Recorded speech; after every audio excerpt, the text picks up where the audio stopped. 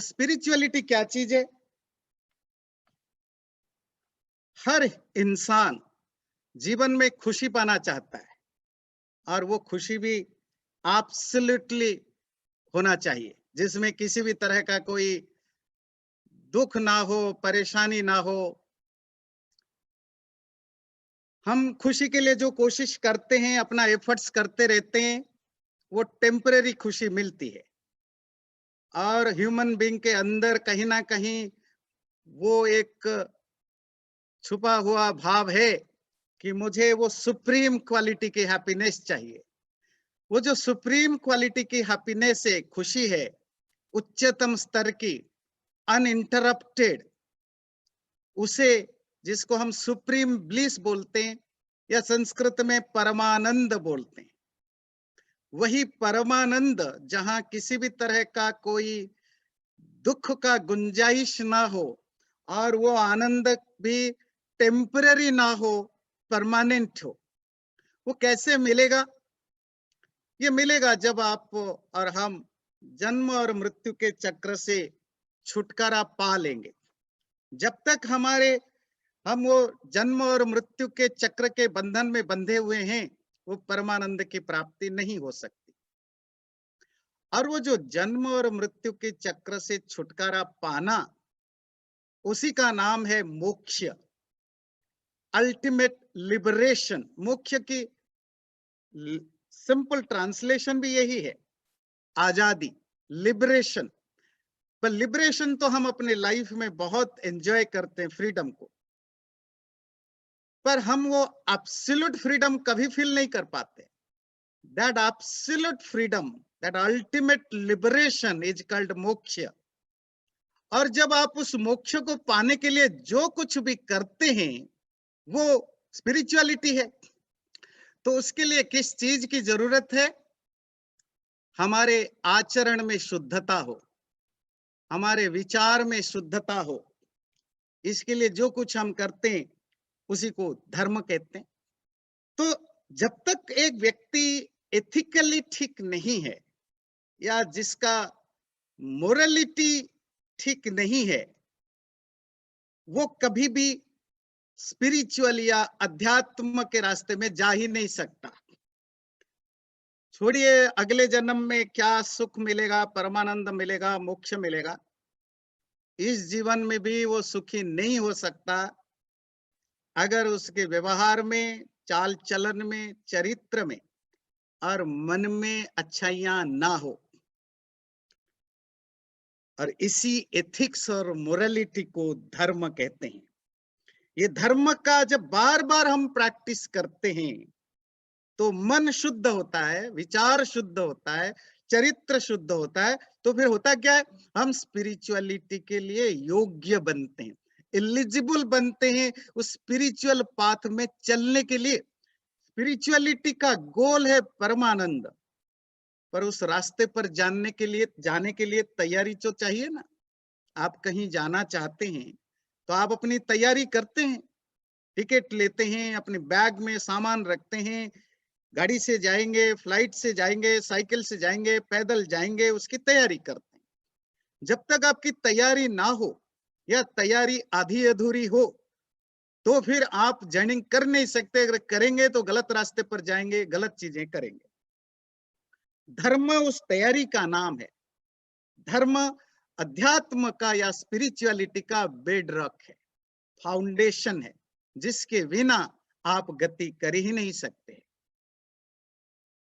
महर्षि कणाद वैशेषिक सूत्र के रचयिता धर्म की डेफिनेशन में लिखते हैं, यतोभ्युदय निश्रेयसो सिद्धि सधर्म। जो भी हमारा व्यवहार, आचरण, चरित्र हमें इस जीवन में भी सुख दे, अगले जीवन में भी सुख दे, और एब्सोल्यूट सुख जिसकी चर्चा अभी हम कर रहे थे, उस आचरण का नाम है धर्म। महर्षि व्यास लिखते हैं महाभारत में धर्म के लक्षण में, धारणा धर्म इत्याहुर धर्मो धारयति प्रजा, यत्स्याधारण संयुक्तम सधर्म इति निश्चयः। जो भी हमारा व्यवहार, हमें धारण करने की क्षमता देता है, हमें सस्टेन करने के लिए हेल्प करता है, वो सब धर्म के कैटेगरी में आता है। जब व्यक्ति उस धर्म को मन, वचन और कर्म से पालन करता है और बड़े ऑनेस्टी के साथ पालन करता है, जिसमें गुस्सा ना करना, क्षमा करना, ऑनेस्ट रहना, ज्ञान को बढ़ाना, बुद्धि को बढ़ाना, जो हम बार बार धर्म के लक्षण में सुनते हैं। और जिनको पता नहीं वो पिछले वीडियो यूट्यूब में चेक कर सकते हैं। तो जो बार बार उसको मन, वचन और कर्म से हम उसका प्रैक्टिस करते हैं, तो मन शुद्ध होता है, वैराग्य, सांसारिक चीजों के प्रति वैराग्य भाव पैदा होने लगता है, डिस्पैशन पैदा होने लगता है। अपने आप ऑटोमेटिकली हम डिटैच्ड होने लगते हैं दुनिया की चीजों से। और जब आप दुनिया से डिटैच्ड होने लगते हैं, तो स्वाभाविक तौर पर आप अंदर की ओर यात्रा शुरू होती है, इनवर्ड जर्निंग शुरू होती है। वो जो इनवर्ड जर्निंग है, एक्सटर्नली जर्निंग से, उसी की नाम है अध्यात्म। वो जर्निंग का नाम है अध्यात्म।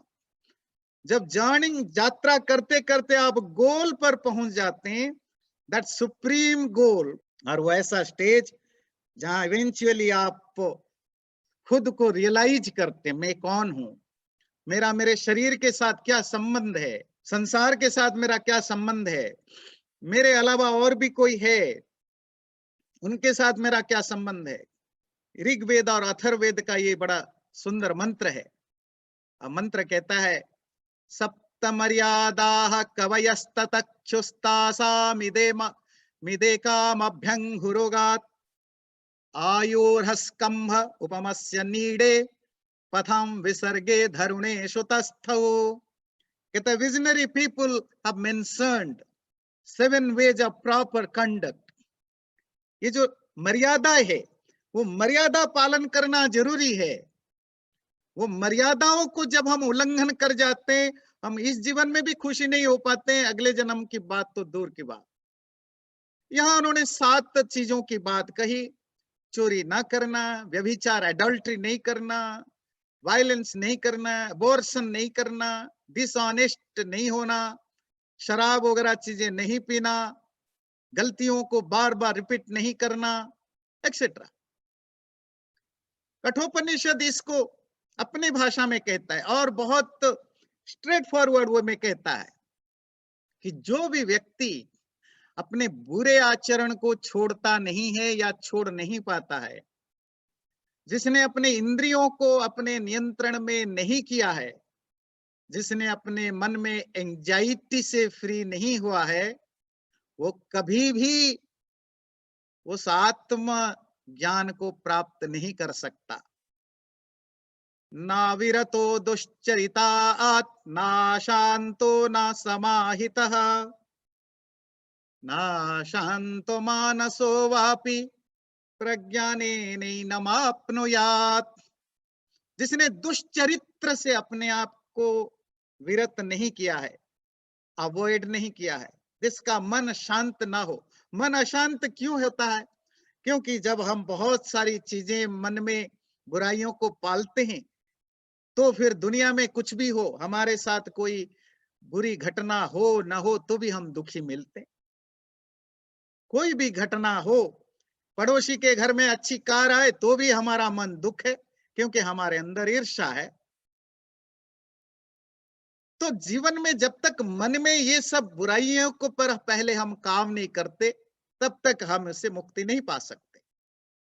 वही कठोपनिषद आगे कहता है, यस्त्व विज्ञानवान भवत्यमनस्क सदा शुचिः न स तत्पदमाप्नोति संसारम चाधिगच्छति।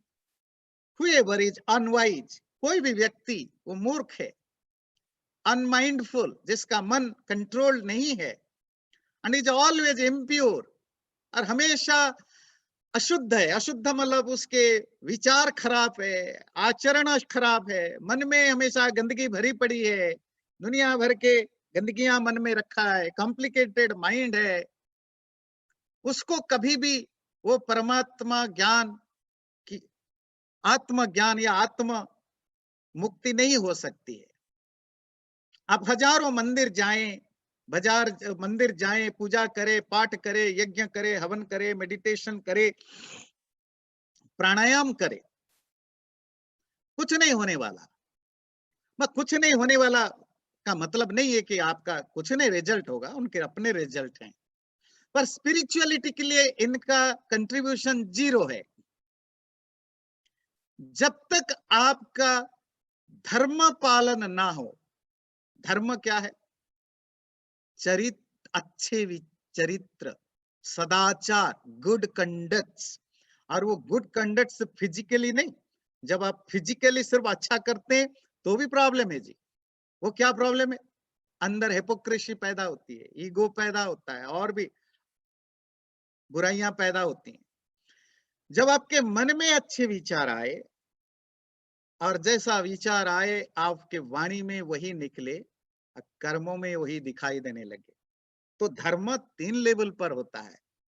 सटल लेवल पर, माइंड के लेवल पर, थोड़ा उससे ऊपर जाए तो वाणी के लेवल पर, फिर वो फिजिकली मैनिफेस्टेड होता है। तो मन वचन कर्म से जब हमारी शुद्धताएं नहीं है, या जितनी शुद्धताएं हैं उतनी स्पिरिचुअलिटी के लिए आपकी एलिजिबिलिटी बनती है। अगर नहीं है फिर तो आप कुछ भी करते रहिए, बाकी कुछ भी आपको मिले, पर वो नहीं मिलने वाला जिसके लिए आप करते हो, परमानंद की प्राप्ति। और हम देखते हैं बाजार में करोड़ों लोग तथा कथित रिलीजियस हैं, धार्मिक हैं, मंदिर जाते हैं, सुबह शाम पूजा पाठ, माला जपना, मेडिटेशन। आजकल तो मेडिटेशन का भी फैशन चला है, और जो भी मेडिटेशन करते हैं वो अपने आप को स्पिरिचुअल बोलते हैं या बुलवाते हैं।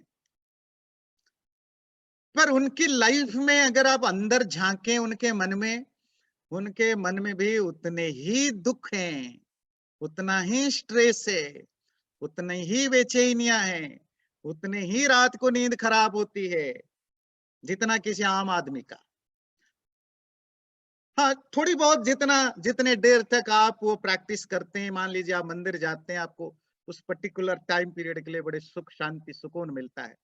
आप मेडिटेशन करते हैं, आधा घंटा 1 घंटा आप अच्छा फील करते हैं, क्योंकि उसका कारण है, क्योंकि आप अपने मन को कंट्रोल करते हैं, बाकी चीजों से हटाते हैं, वो थोड़ी देर के लिए मन आपका शांत रहता है। मेडिटेशन से उठते हैं तो आधा घंटा 1 घंटा, 1 दिन 2 दिन तक हो सकता है उसकी जो वाइब्रेशन है वो कंटिन्यू करे, क्योंकि ओवरऑल आपकी बॉडी में, माइंड में किसी तरह का कोई बुराइयों पर काम करने का आपने काम नहीं किया, मन को कंट्रोल नहीं किया, तो वो फिर कोई असर नहीं करते। तो कह सकते हैं मेडिकली उसका कुछ इम्पैक्ट होता है। जो आप मेडिसिन खा करके मन को शांत करते, आप मेडिटेशन करके करते हैं, पर मन का शांत होने का अर्थ नहीं है थोड़ी देर के लिए कि आप स्पिरिचुअल बन गए। इसीलिए शास्त्र कहते हैं, यस्तु विज्ञानवान भवति समनस्क सदा शुचिः स तु तत्पदमाप्नोति यस्माद् भूयो न जायते। कठोपनिषद का 1:3-8 कहते जो भी व्यक्ति ज्ञानी हो, चीजों, जिसका मन कंट्रोल्ड है, रेगुलेटेड है, जिसका मन वचन और शरीर शुद्ध हो, प्योर हो, ये व्यक्ति उसको प्राप्त करता है। मनुस्मृति कहता है, तपो विद्या च विप्रस्य निःश्रेयसकरं परम तपसा किल्बिषं हन्ति विद्ययामृतमश्नुते। कणाद ऋषि जिसको बोले धर्म वो है जिससे आप इस जीवन में शांति पाओ, सुख पाओ, मरने के बाद भी परम सुख को पाओ। तो धर्म के 2 रास्ते हुए, एक जो मैटेरियल लाइफ में भी खुशी ला सके, जो व्यवहार। दूसरा, जब हम इन मैटेरियल लाइफ से ट्रांसेंडेंट कर जाए, तो ये मैटेरियल वर्ल्ड में, संसार में कैसे सुख पाए? तो सुख पाने की जो व्यवहार है वो धर्म है,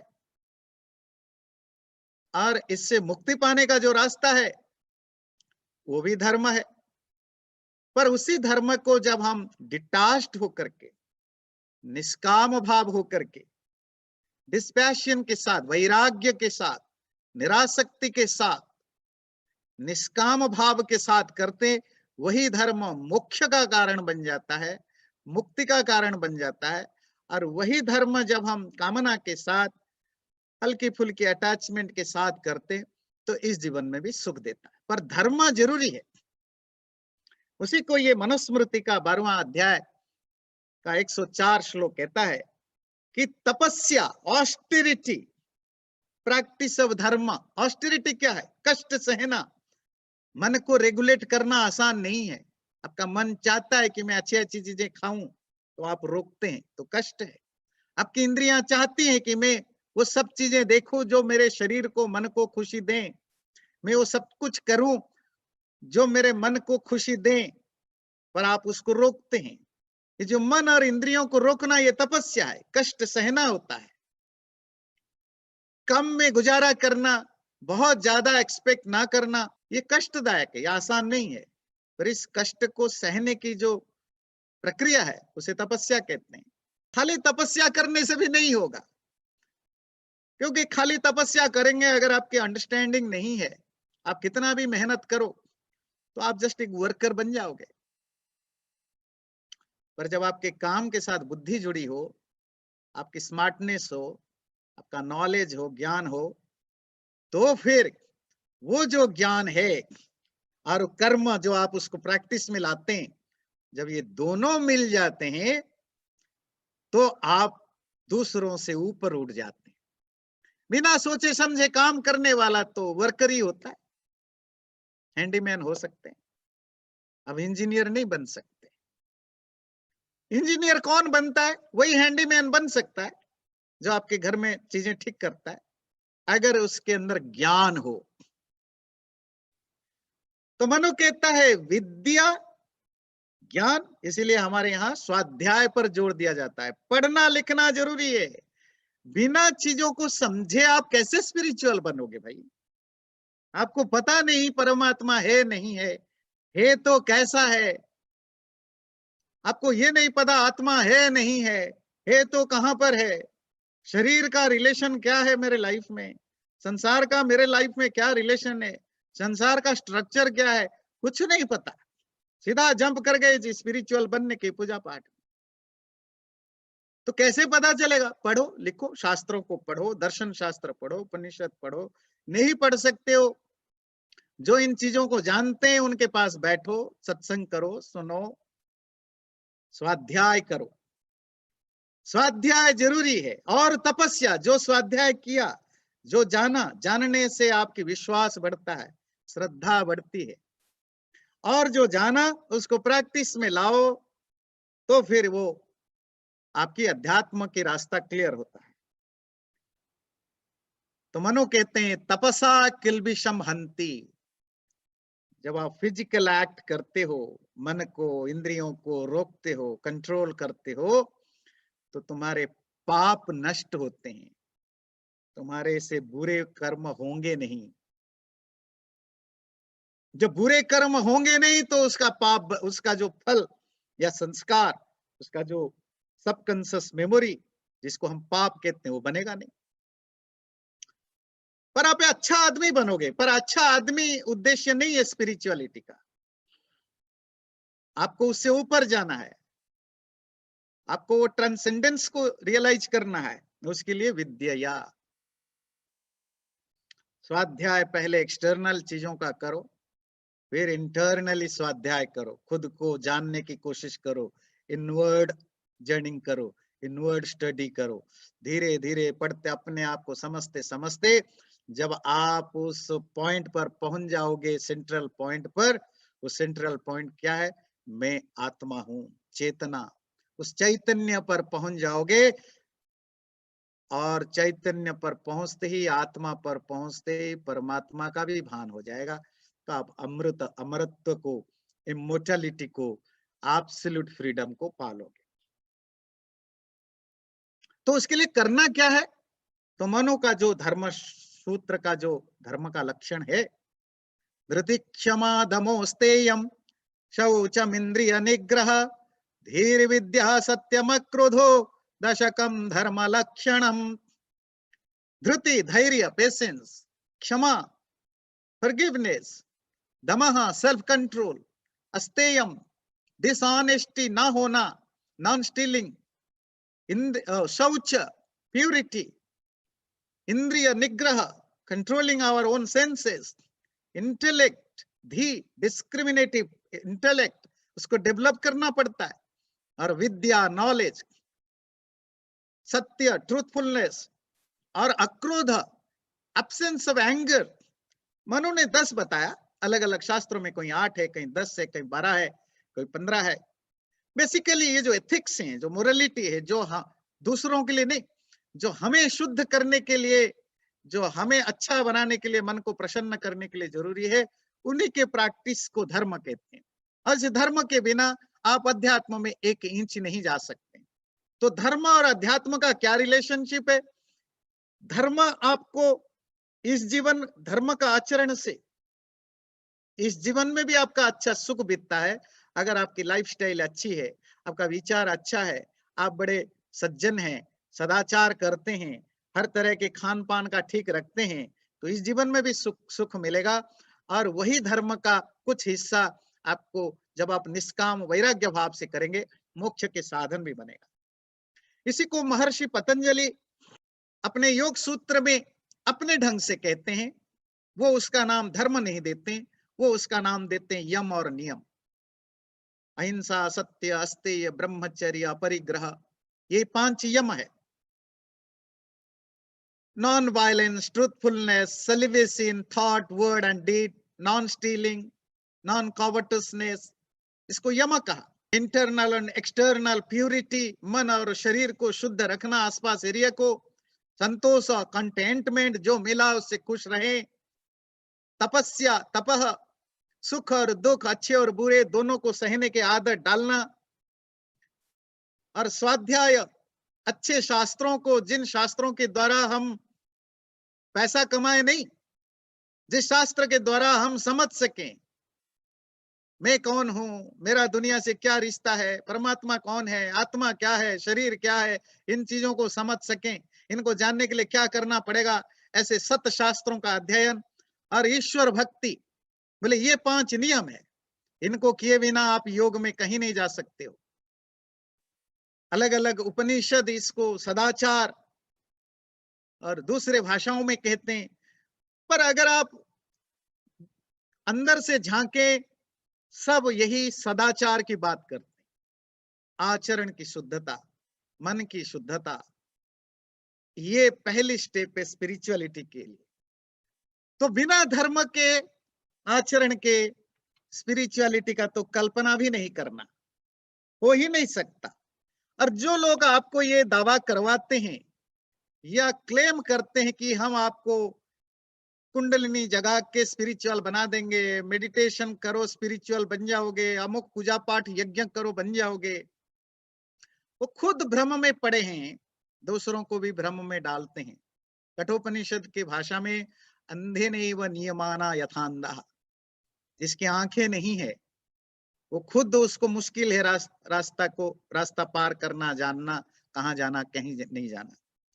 पर एक व्यक्ति जिसकी आंखें नहीं है, वो दूसरे लोगों का जिनके आंखें नहीं है, उनको वो कहता है कि चलो मैं तुम्हें रास्ता दिखाऊंगा।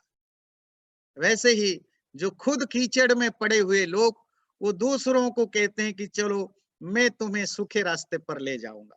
तो अभी तक का जो हमने समझा कि अध्यात्म, स्पिरिचुअलिटी, जिसका गोल है वो सुप्रीम ब्लिस, परमानंद को पाना, उसका बेसिक जो बेडरॉक है, जो फाउंडेशन है, वो धर्म पर टिकता है।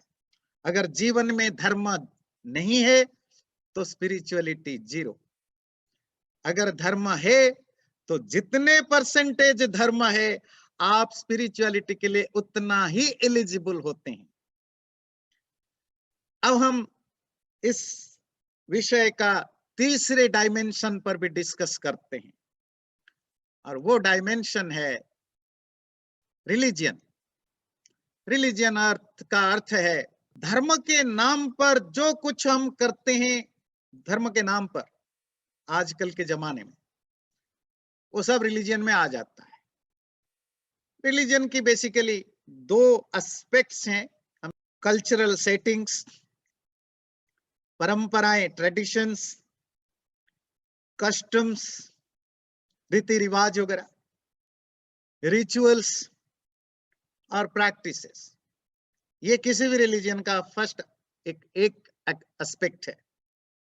आप किसी रिलीजन को बिलोंग करते हो, आप एक पर्टिकुलर वे में कपड़े पहनते हो, आपके रिलीजियस लोग कपड़े पहनते हैं, एक particular rituals, particular type of rituals करते हैं, particular type of belief system है, गॉड को, ईश्वर को का स्वरूप उनके लिए एक अलग टाइप का है और वो उसका मानते हैं। ऐसा नहीं कि ऐसा ईश्वर का स्वरूप जैसा है वैसा जानना आप रिलीजियस बनेंगे। हर रिलीजन को मानने वाला व्यक्ति कहेगा, उसको अगर आप समझाओ ऐसा नहीं ऐसा, कहेगा नहीं आप मुझे ठेस पहुंचा रहे हो, मेरे फेथ को, आस्था पर आप चोट पहुंचा रहे हो, मेरी आस्था है। What is that aastha? Believe without knowing anything. आस्था के साथ और एक शब्द जुड़ता है, श्रद्धा। श्रद्धा मतलब चीजों को जान करके बिलीव करना, सत्य को जाना और जानने के बाद मानना कि ये आग है, आग गर्म होता है, दैट इज श्रद्धा। आपको पता ही नहीं आग ठंडा है, गर्म है, सूखा है, सॉलिड है, लिक्विड है, गैस है, कुछ नहीं पता। कहीं से कुछ सुन लिया, किसी ने कहा देखो ये आग जो होते हैं वो ठंडे होते हैं, मैं उनको बर्फ भी बना सकता हूं, और आप मानने लगे, दैट इज आस्था। और हर रिलीजन के लिए आस्था एक जरूरी फैक्टर होता है। पर स्पिरिचुअलिटी के लिए, स्पिरिचुअलिटी की पहली चीज है कि सीकिंग द ट्रूथ, सत्य की खोज करना, सत्य का अन्वेषण करना, सत्य का अनुसंधान करना, फाइंडिंग द ट्रूथ। सत्य पा जाना नहीं, सत्य पा जाना तो लास्ट में होगा। सत्य को खोजने की जो यात्रा है, जो जर्निंग है, वो स्पिरिचुअलिटी है।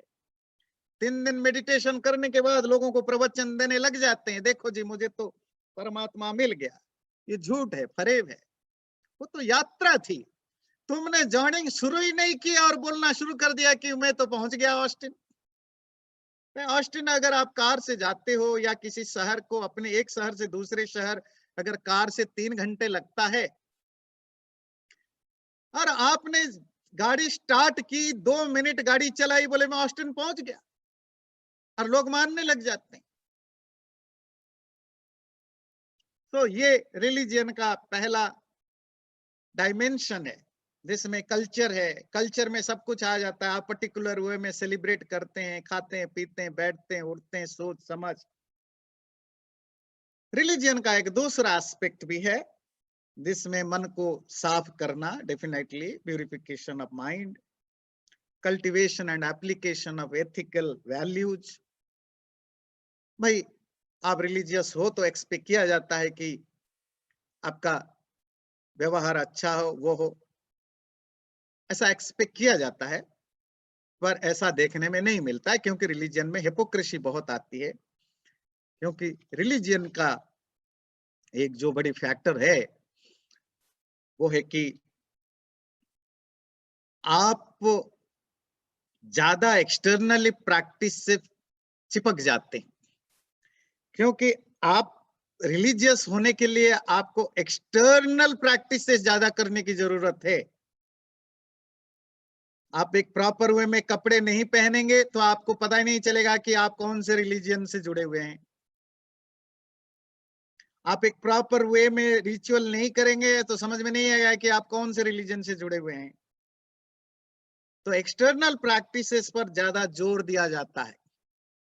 जैसे हमारे यहाँ अगर कोई रोज हवन करे, पूजा पाठ करे, जब तब करे, हम कहते हैं देखो बड़ा धार्मिक है, देखो वो आदमी बड़ा धार्मिक है। तो उससे प्रॉब्लम क्या होता है, क्योंकि हम एक्सटर्नल प्रैक्टिसेस पर ज्यादा जोर देते हैं, रिलीजन में दिया जाता है, तो पाखंड, हिपोक्रेसी बढ़ती है। हो सकता है आपके मन में श्रद्धा ना हो हवन के प्रति, हो सकता है आपके मन में श्रद्धा ना हो पूजा पाठ के प्रति, हो सकता है आपके अंदर विश्वास ना हो कि ईश्वर है नहीं है, और सच मानिए 90% रिलीजियस लोगों को अंदर से डाउट है ईश्वर है नहीं है,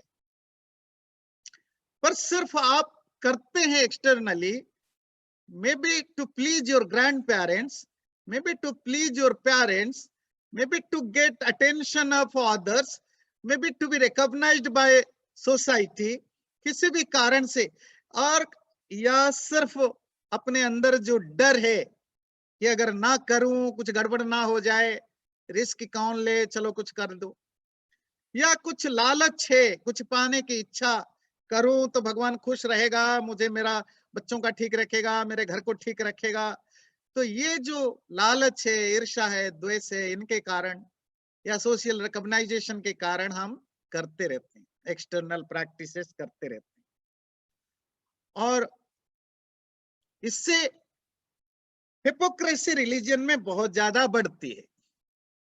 और स्पिरिचुअलिटी के लिए तो हिपोक्रेसी जहर है। आप पब्लिक को झूठ बोल सकते हो, पब्लिक के सामने जो आप मन में नहीं सोचते हो, आप अपने हाव भाव से पब्लिक को ऐसा दिखा सकते हो। आप पार्क में गए या किसी पार्टी में गए, आप किसी व्यक्ति से मिलना नहीं चाहते या आप उसको पसंद नहीं करते, पर किसी पार्टी में वो व्यक्ति मिल गया, तो आप मुंह फुला के तो नहीं भाग जाओगे, आपको दांत दिखाना पड़ता है, कैसे हो, हाय हेलो करना पड़ता है, नमस्ते करना पड़ता है, पर अंदर से तो वो भाव नहीं है, तो हिपोक्रेसी तो हम करते हैं। पर स्पिरिचुअलिटी में हिपोक्रेसी का तो सवाल ही नहीं उठता है। हिपोक्रेसी तो बिल्कुल जहर है। अगर आपको स्पिरिचुअल बनना है तो रिलीजन कुछ एंगल तक तो, अगर आप जेन्युइनली रिलीजियस हैं, थोड़ा बहुत आपको वो स्पिरिचुअलिटी के ऊपर झुकाव लाएगा, पर मोस्ट ऑफ लोगों में ऐसा नहीं दिखता कि रिलीजियस होने पर वो स्पिरिचुअल होते हैं। दूसरी एक चीज है कि जो स्पिरिचुअल लोग हैं उनमें और एक प्रॉब्लम है। Most of the religious people like to delude themselves with that belief that they are devotedly spiritual. Why? Because they regularly perform certain religious rituals, doing puja, doing so many other stuffs, doing meditation, prayer, going temple, reciting some mantras, shlokas, or some verses of different scriptures. So they have a relationship with their God. ऐसा वो मानने लग जाते हैं। ऐसा क्यों मानने लग जाते हैं? क्योंकि ऐसा उनको उनके रिलीजियस लीडर्स समझाते आ रहे हैं, जिंदगी भर समझाते आ रहे हैं। अगर हनुमान चालीसा सुबह उठ के पढ़ते हो, सुबह उठ के नहा धो के चंदन तिलक लगाते हो, गंगा में नहाते हो, अमुक ग्रंथ पढ़ते हो, कौआ को दाना डालते हो, ब्राह्मण को खाना खिलाते हो, तो आप धार्मिक बन गए। और हमें लगता है ये सब मैं करता हूं, मैं तो रिलीजियस हूं। रिलीजियस का मतलब वो लेते हैं कि मैं तो स्पिरिचुअल हो गया और मेरे साथ तो ईश्वर का कनेक्शन बन गया। बहुत सारे लोग अपना अनुभव शेयर करते हैं कि देखो मैं तो पूजा में बैठा था और खो गया, भगवान ने दर्शन दिया। मैं तो सोया था, भगवान सपने में आए, क्योंकि मैं दुर्गा का भक्त हूँ, मैं अमुक का भक्त हूँ। कहेगा देखो मैं मेडिटेशन में था और मुझे वो रोशनी दिखाई देने लगी, लाल कलर की, काले कलर की, जो भी कलर उनको दिखाई दिया, मतलब ईश्वर प्रकट हुए। तो इस तरह के डिल्यूजन में जीने की आदी पड़ जाते हैं रिलीजियस लोग, और वो अपने आप को ईश्वर से कनेक्टेड है ऐसा समझने लग जाते हैं। सो दिस टेंडेंसी, ये जो टेंडेंसी है, जब वो पीक पर पहुंच जाता है तो होता क्या है? Religions joins hand with commerce and politics. आजकल बहुत चलता है। बाकी रिलीजन में तो हमेशा से रहा, रिलीजियस लीडर कॉमर्स बिजनेस में और पॉलिटिक्स में। जितने भी अब्राहमिक रिलीजन है वो बाय नेचर पॉलिटिकल और कमर्शियल है। किसी भी वेस्टर्न कंट्रीज में आप देखिए, इवन सेक्युलर कंट्रीज में, वहां रिलीजियस लीडर का पॉलिटिकल रोल रहता है, डायरेक्टली इनडायरेक्टली। कमर्शियल तो है ही, लोगों को कन्वर्ट करना, वो करना। हिंदुओं में ये ट्रेडिशन नहीं था। जब तक हमारे यहाँ स्पिरिचुअलिटी डोमिनेटिंग नेचर में था, तब तक हमारे धर्माचार्य, राजाओं के स्वभाव में धर्माचार्य होते थे, पर सिर्फ एडवाइस देने तक, अपने आप को उससे डिटाच रखते थे।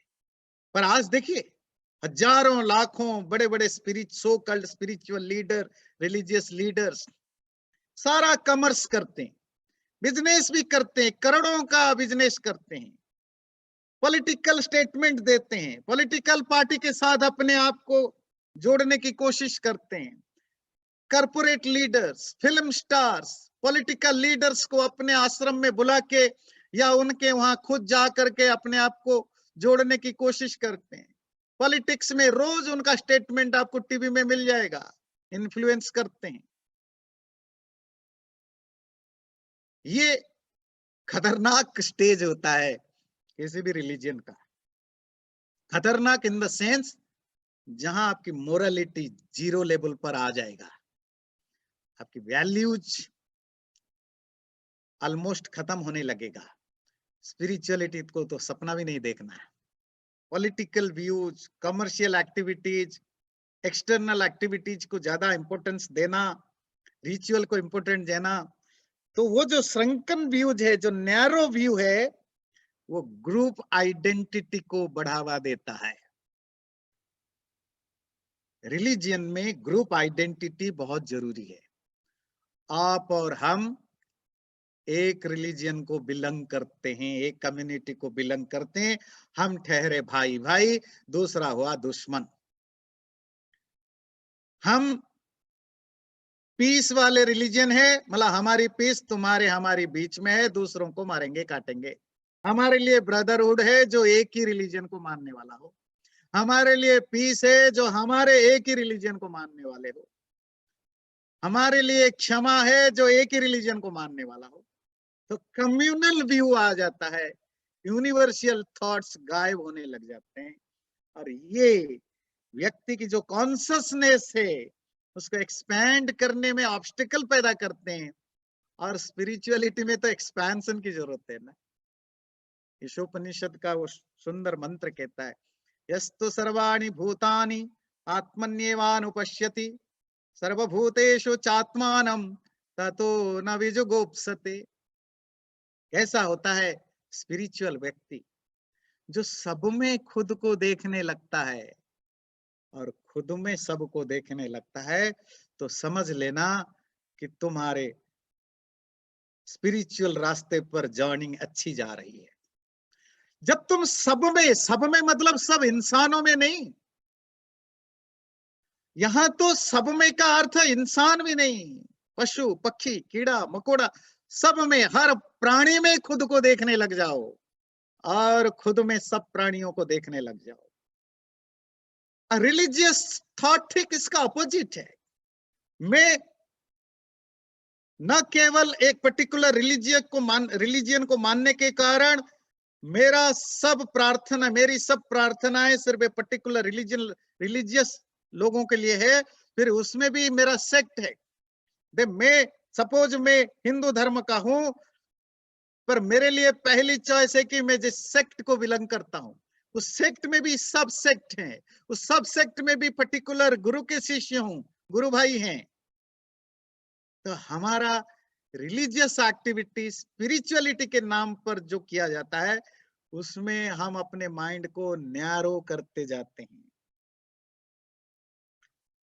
तो ये हुआ रिलीजन का जो स्वरूप, जो स्पिरिचुअलिटी के लिए कितना हेल्पफुल या नहीं है, ये हमें देखने की जरूरत है। और दूसरे हाथ में, एक दूसरे साइड में और एक इंटरेस्टिंग चीज आजकल है, मॉडर्न एज स्पिरिचुअलिटी।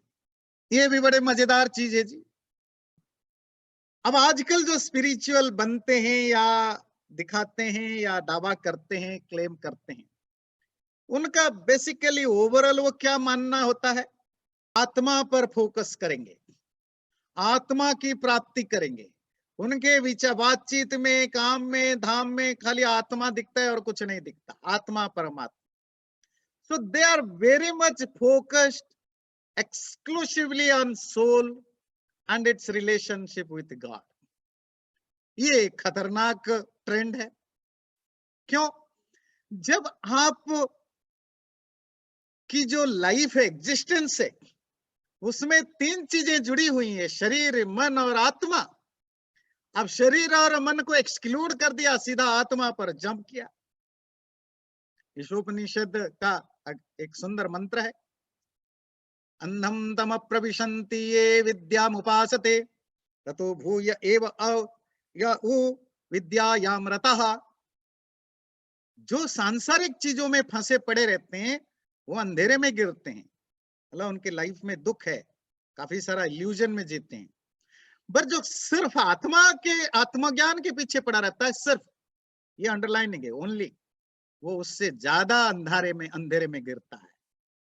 ये जो मॉडर्न एज के स्पिरिचुअल है, ये ज्यादा अंधेरे में गिरने वाले हैं, जो कॉर्पोरेट स्टाइल में मेडिटेशन और स्टाइल में बात करते हैं और सोचते हैं कि हम स्पिरिचुअल बन गए।